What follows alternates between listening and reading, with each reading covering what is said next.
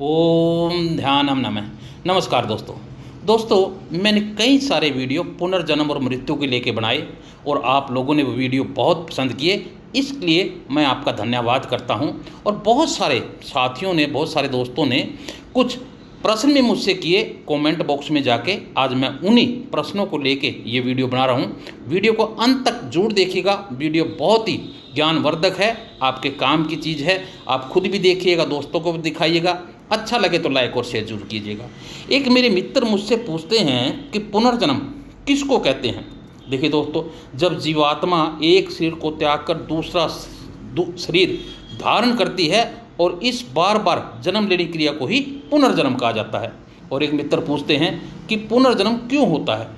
देखिए दोस्तों, जब एक जन्म के अच्छे बुरे कर्मों के फल अधूरे रह जाते हैं तो उनको भोगने के लिए दूसरा जन्म आवश्यक हो जाता है। और यही मित्र पूछते हैं कि अच्छे बुरे कर्मों का फल एक ही जन्म में क्यों नहीं मिल जाता, एक बार में सब निपट जाए तो कितना अच्छा हो। देखिए दोस्तों, ऐसा कभी नहीं होता। जब एक जन्म के कर्मों का फल शेष रह जाए तो उसे भोगने के लिए दूसरा जन्म लेना ही पड़ता है। और एक मित्र पूछते हैं कि पुनर्जन्म को कैसे समझा जा सकता है। देखिए दोस्तों, पुनर्जन्म को समझने के लिए जीवन और मृत्यु को समझना आवश्यक है। और जीवन मृत्यु को समझने के लिए शरीर को समझना भी बहुत आवश्यक है। तो शरीर के बारे में कुछ समझाएं। देखिए दोस्तों, हमारे शरीर को निर्माण प्रकृति ने बनाया हुआ है, जिसकी मूल प्रकृति सत्व, रजस और तमस से प्रथम बुद्धि तत्व का निर्माण हुआ है। बुद्धि से अहंकार, जो कि बुद्धि का आभा मंडल है। अहंकार से 5 ज्ञानेंद्रियां, जैसे चक्षु है, जीवा है, नासिका है, त्वचा है और श्रोत है। और छठा है मन। और 5 कर्मेंद्रियां, हस्त, पाद, उपस्थ, वायु और वाक। ये सारा का सारा निर्माण जो है प्रकृति ही हमारे शरीर में करती है। और इसलिए शरीर को 2 भागों में बांटा जाता है, सूक्ष्म शरीर और स्थूल शरीर। एक मित्र ने पूछा है कि सूक्ष्म शरीर किसे कहते हैं।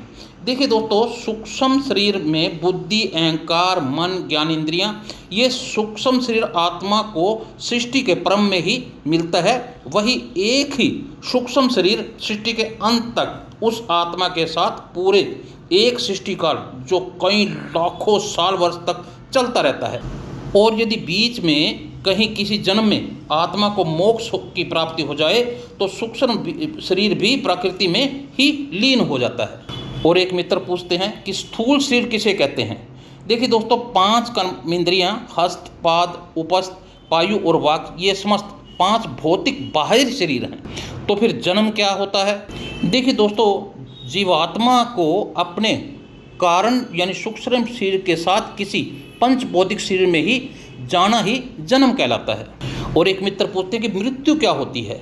देखिए दोस्तों, जब जीवात्मा को अपने पंच भौतिक स्थूल शरीर से वियोग हो जाता है तो उसे ही मृत्यु कहा जाता है। परंतु मृत्यु केवल स्थूल शरीर की ही होती है, सूक्ष्म शरीर की कभी नहीं होती। सूक्ष्म शरीर भी छूट गया तो वह मोक्ष कहलाएगा, मृत्यु नहीं। मृत्यु केवल शरीर बदलने की प्रक्रिया है। जिसे मनुष्य कपड़े बदलता है वैसे आत्मा शरीर बदलती रहती है।